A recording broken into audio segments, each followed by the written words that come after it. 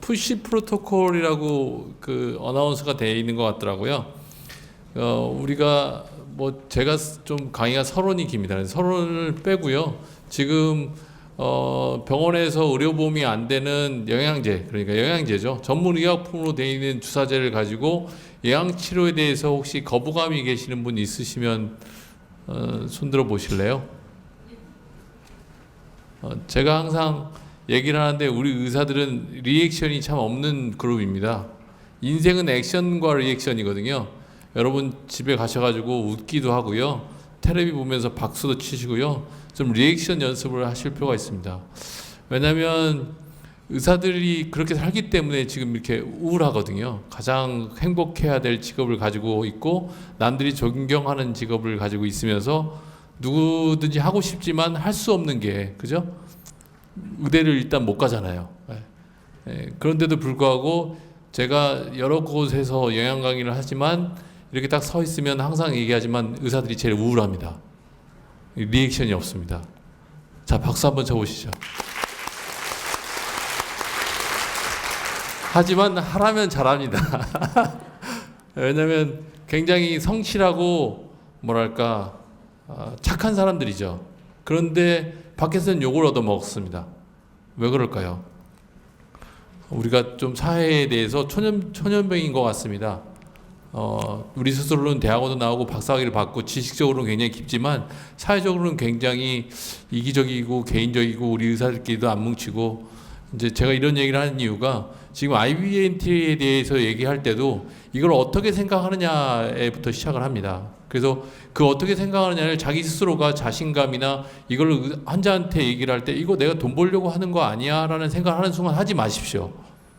내가 이것도 환자를 위할 수 있는 거고 내가 좀 더 신경 쓰면 환자들한테 도움을 줄 수 있어 라고 생각하시는 그런 자기 세뇌가 되시면 시작하십시오. 이해하시겠죠? 그런 걸 얘기하려고 시간을 많이 보내는데 오늘은 간략하게 그렇게 얘기를 끝내겠습니다. 그리고 엑기스를 얘기하시라고 하니까 중요한 건 제가 제일 싫어하는 과가 산부인과입니다. 왜 그럴까요? 저는 트레이닝 받을 때 산부인과 수술부터 인턴 시절에 산부인과 선배를 좋아해서 산부인과 6섹션에 시작해서 처음에 수처 한 발을 떠본 게 산부인과 수술방이거든요. 그런데 이제 산부인과를 하고 싶었는데 사실은 집에서 못하게 한 이유가 DC를 너무 많이 하니까 죄를 짓는다, 이런 개념에서 막았고, 그 다음에 정신과나 마취과에 관심이 있었는데 사실은 뭐 집안 내력상 뭐 스트로크나 그 브레인 튜머나 이런 집안 내력이 있어서 저는 그런 걸 가지고 이제 신경외과 의사가 된 사람입니다. 얘기를 하는 이유가 산부인과가 신경외과를 밀어내는 과잖아요. 수술 들어갈 때 저희가 이머전시에서 5분 콜 받고 열심히 뛰어서 막 밀고 출방 들어갈 때 밀려 나오는 순간이 실세 갈 때입니다. 그렇게 어렵게 하셨는데 사실은 지금 저도 마찬가지지만 여러분도 지금 오늘 얘기하는 영양 공부에 대해서 해야 되는 이유가 이제 현실적인 거죠. 우리 것만 해도 바빠야 되는데 이제는 질병만 보면 안 되고 우리나라 역할상 환자의 건강도 관리해야 되고 예방도 해야 되고, 그죠? 배움과는 사실은 과가 특별하게 스페시픽하게 할 수 있는 거 몇 가지 빼놓고는 전부 다 제너럴하게 됐다고 생각을 합니다. 그래서 제가 신경외과 의사인데도 불구하고 영양 강의를 하고 여러분께 이렇게 서 있는 거죠. 그런데 얘기하는 거는 제가 산부인과 제일 싫어한다라고 한 이유는 그만큼 힘들기 때문이죠. 두 사람의 생명, 임산부 특히, 그죠? 그 다음에 수유기, 이때는 저도 몰라요. 그래서 주변에 있는 산부인과 선생님께 여쭤보고 조언을 얻어서 임상을 하고 안전한지 안 안전한지를 확인하고 해야 됩니다. 그래서 첫 번째는 안전이라고 생각을 해요. 그래서 특별하게 신경을 써서 영양치료 하실 때도 이게 꼭 필요한지 필요한지를 확인한 다음에 하시는 게 제일 중요하다는 게 가장 얘기하고 싶은 겁니다. 이해하시겠죠? 그리고 부인과 영역에서는 또 호르몬 얘기가 많이 나오니까 호르몬 때문에 자꾸 복잡한 얘기가 많이 나오죠.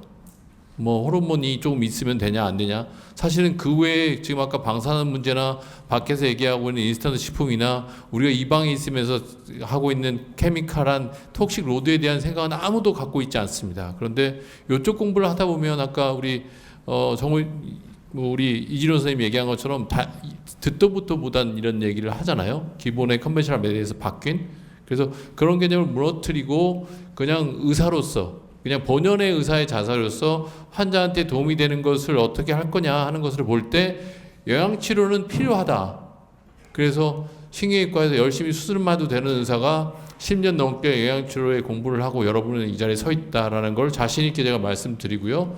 저는 굉장히 오소독스한 사람이었고 과거에, 그다음에 지금도 원칙주의자이기 때문에 가능한 한 예를 들면 제약사의 후원을 받고 강의를 하고 있지만 원칙대로 좀 사용했으면 좋겠다라고 얘기를 하고 환자들한테 필요한 영양치료를 하자 하는 쪽으로 강조를 많이 하는 편입니다. 그렇게 좀 선입견을 가져주셨으면 좋겠고요. 임산부, 산부, 수유기. 임산부를 나누면 또 퍼스트 트라이메스터하고 그 이후하고 나눠야 되고, 수유기 때는 또 한 3개월 정도 하고 그 이후를 또 나눠야 되고, 이런 것들은 여러분이 다 아실 거라고 봅니다. 그런데 중요한 개념은 결국은 산모라는 특별한 점, 그다음에 수유부라는 특별한 점 빼놓고도 각각이 달라서, 그죠? 똑같은 걸 먹고 살아도 달라져요. 왜냐하면 내 몸 안에서 그것을 소화하고 흡수하고 대사시켜서 세포 안으로 영양소를 전달하는 것 자체가 사람마다 다릅니다. 여러분 오늘 계속 똑같은 장소에서 똑같은 음식을 계속 먹고 살아도 여러분 똑같아지지 않아요. 왜냐하면 다르게 흡수해서 다르게 작용하기 때문에. 그거는 뭐냐면 제네틱한 문제입니다. 근데 그 제네틱한 문제가 내가 어떤 라이프 스타일을 가지고 살아가냐에 따라 또 바뀌어요. 그러니까 태어날 때 다르고 살아가면서 달라지는 겁니다. 그런데 영양치료는 그것들을 다 알고 해야 되는 거라서 최신의 영양치료의 직연은 검사를 다 하는 겁니다. 이게 우리가 문진하고 이학적 검사하고, 그죠? 일반 검사하고 기능학 검사라는 것이 영양소에서 부족한 것을 찾고 나쁜 것을 찾는 거거든요. 아까 원인을 찾는 거. 그 다음에 이제 유전자 검사까지 해가지고 이 사람이 도대체 어떤 유전자를 가지고 있길래 이렇게 대사되느냐를 지금 현재 검사할 수 있는 시대에 살고 있습니다. 자, 여기 유전자 검사에서 영양치료를 하고 계신 분 손 들어보세요. 하고 계세요? 아니죠. 하고 싶으신 분이겠죠. 우리나라에 하고 계신 분이 손가락 안에 들어요. 검사를 미국으로 보내서. 그리고 환자한테는 비용을 300~400만 원 받고. 그러니까 이건 특별한 거니까 나중에는 뭐 5차 6차 병원이 되죠. 어떤 걸 해도 안 되고 나는 돈이 있어. 그러면 할 수 있는 건데 일반적으로는 할 수가 없죠. 그런데 그런 거에 대한 지금 어나운스를 통해서 이런 것들이 있구나라는 걸 아는 게 중요합니다. 그래서 가장 중요한 거는 영양치료할 때 정말 이 사람이 이 영양소가 부족한지 부족하지 않은지 어떻게 알아야 될까요? 어떻게 알죠? 이 사람이 부족한 영양소가 있는지 없는지? 여기 정보 수집을 통해서 여기서 답이 써 있죠. 그걸 찾아야 되는데 자꾸 그렇게 생각을 하는 게 먼저인 것 같습니다. 내가 어떤 질환으로 왔느냐라는 컨벤셔널 메디슨의 질병에 대한 접근 말고도 이 환자가 어떻게 살길래 술을 많이 먹느냐 담배를 피느냐만 가지고도 항산화제가 많이 필요했다. 그죠? 스트레스를 굉장히 많이 받으니까 스트레스 때문에 없어지는 영양소를 채워줘야지. 이게 가장 심플한 대답이고, 개원가에 필요한 건 우선은 검사 이전에 환자에게 영양치료가 필요할까 하는 내 스스로의 퀘스천이 필요하고, 환자가 어떻게 살고 있고 왜 이런 불편감이 있는 이유가 뭐길래 라는 것을 영양학적 입장으로 생각해 보는 겁니다. 그래서 필요한 걸 넣는 거는 어렵지 않습니다. 왜 어렵지 않냐면 정해진 주사제가 딱 정해져 있잖아요. 줘야 될 무기가 정해져 있어요. 그러니까 약 20가지 정도거든요. 영양소가 20개 정도의 영양제로 된 주사제를 거꾸로 어떤 액션을 하고 어떤 주의점을 가지고 있어야 되지를 먼저 습득하신 다음에 환자를 지켜보면 항산화제가 필요하겠지. 염증이 있으니까 항염 작용을 하는 게 필요하겠지. 에너지 대사가 안 되니까 피곤해. 그러면 미토콘드리아 대사 과정에 필요한 조효소를 넣어줘야 되지. 아니면 그것에 의한 컨비네이션이지. 이렇게 심플하게 가시면 어렵지 않을 거라고 생각합니다. 정리가 됐나요? 엑기스는 지금 다 얘기한 것 같고요. 그 다음에 이제 그런 개념을 가지고 정반대로 안에서 아까 말한 대로 방사선이나 뭐 중금속이나 이런 생활 습관에 대한 문제가 있으면 이런 정상적인 영양 상태를 가지고 있다 하더라도 생활하고 있는 이런 문제들 때문에 미리미리 그때그때 처치해야 될 영양소들이 있습니다. 예를 들면 계속 더러워지면 계속 집에서 청소하죠. 집에서 매일 청소하시는 분 손 들어 보실래요? 리액션 없으시네요. 매일 청소를 시키시는 분 자기는 안 하고 그러면 네. 아줌마 불려서 하든지 아니 애들 시키든지. 그러면 청소 안 하시는 분 계세요? 일주일에 한 번밖에 안 한다. 심각하군요. 우리가 우리 몸을 대사가 잘 되게, 자동차를 따지면 매연이 잘 안 나오게 하려면 엔진도 자꾸 깨끗하게 해야 되고 불수원도 가끔 넣어줘야 되고, 안 넣는 사람 많겠지만, 그리고 너무 과열되게 운전을 안 해야 되고, 그죠? 너무 안 움직여도 안 되고, 이런 것처럼 적당하게가 사람마다 다른데, 그럴 때 또 필요한 게 영양소입니다, 우리 몸 안에서. 그래서 뭐 해독해야 된다 뭐 이런 얘기들을 하는 이유가 그런 의미에서 하는 거죠. 그래서 황제에 대한 정보 수집이 영양 상태를 평가하는 것부터 생체 리듬까지를 전반적으로 알아야 되고, 심지어는 깊게 얘기하면 지구의 온난화, 우주의 행성의 움직임까지도 인체에 영향을 미칩니다. 우리 인간은 따로가 아니에요. 자연과 따로가 아니기 때문에 어려운 점이 있는데, 그걸 영양소로 좀 도와주자는 의미지. 그러면 잠을 안 잤어, 내가 오늘 잠을 밤샜단 말이에요. 그럼 밤새서 부족한 영양제를 딱 맞고 나면 잠 자지 않고 생겨난 피로가 확 없어지나요? 그렇지 않죠. 그렇지만 영양제를 안 맞은 사람보다 맞은 사람이 훨씬 더 회복이 빠르거나 좀 감소되겠죠. 그렇게 접근하시는 거거든요. 그럴 때 가장 불편한 게 단순 피로죠. 병원에. 그다음에 감기, 통증, 뭐 시술을 하고 나서 환자가 뭐 여러 가지 뭐 마취제를 더 빨리 대사시켜서 내보내들지, 술 먹고 나서 좀 더 빨리 회복된달지, 이런 문제들은 아까 청소에 해당되는 거고 대사에 해당되는 겁니다. 결국은 우리가 주는 대부분의 영양소는 주 영양소인 단백질, 탄수화물, 지방이 아니라 비타민, 미네랄, 허브 또는 여러 가지 아미노산을 군데군데 넣어줘서 대사가 좀 빨리 되게 하거나, 그죠? 안에서 일어나는 대사를 좀 더 잘 되게 하거나, 그리고 배출이 되는 것을 좀 더 빨리 배출하게 되거나 하는 것을 돕는 거다 라는 걸로 이해하시면 됩니다. 그럴 때 산부인과 질환을 쫙 제가 영양학적인 책들을 리뷰를 해보니까 비타민, 미네랄, 아미노산이 주로 필요한데, 지금 이렇게 적혀 있는 게 주로 산부인과 영역에서 질환을 가지고 있는 여성들이 부족해져서 지금 현재 질환과 불편감이 더 증폭되는 것들입니다. 그러니까 여기에 있는 것들을 고려해서 그냥 다량 골고루 섞어서 음식 섭취를 하거나 영양주사를 주게 되면 그게 좀 더 해소가 되는데 도움이 되고, 심지어는 어떤 걸 해도 안 됐을 때 요거에 부족한 걸 채워서 요게 원인일 때는 그게 해결되기도 하죠. 그렇게 이해하시면 됩니다. 그래서 보통은 마그네슘, 잘 알다시피 제가 피리독신, 마그네슘 넣는 이유가, 산부인과에서는 피리독신, 마그네슘 전문가가 되어야 되고요. 그 다음에 비타민 B군, 그 다음에 CD, 징크, 아이오다인, 셀렌, 뭐 아까 얘기가 다 나와 있죠. 그러니까 아까 앞에서 이진호 선생님이 얘기한 건 요 중에 하나다. 그게 전부가 아니다. 그게 전부 아닙니다. 우리 몸에는요, 어떤 영양소라도 하나가 부족해서 영양소 빠지면요, 문제가 생겨요. 전체가 다 안 들어가요. 만약에 비타민 C가 우리 몸에 부족해, 그럼 비타민 C가 만병통치하게 되는 거예요, 그 사람한테는.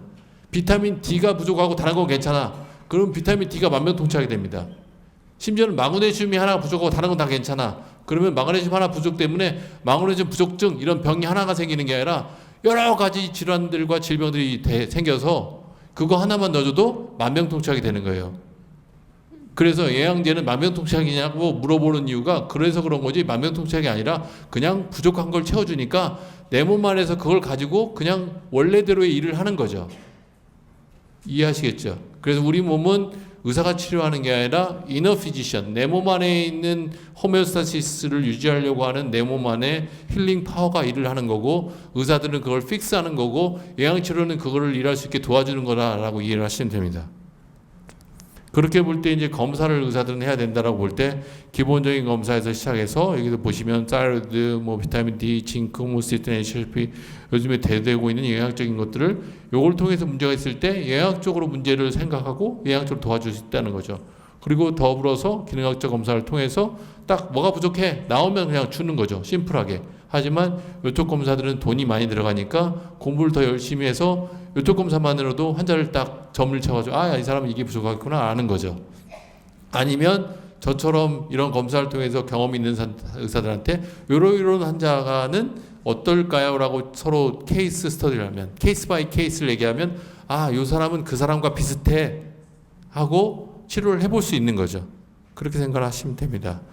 그래서 다양한 필요한 주사 처방을 어떻게 할 거냐고 볼 때 각각의 주사 영양소의 주의점, 그죠? 금기증 이런 것부터 아셔야 되니까 그런 것들을 이제 구체적으로 하실 분들은 공부를 하시는 게 좋을 것 같고요. 그 다음에 영양소를 서로 따로따로 주면 좋겠지만 믹스해서 줄 수도 있는 게 있고 또 꼭 따로 써야만 효과적인 게 있거든요. 그럴 때 지금 가운데 있는 것들은 가능한 한 따로 쓰는 게 좋다고 얘기를 하는 거고요. 이렇게 주사를 혼합할 때 원칙이 있습니다.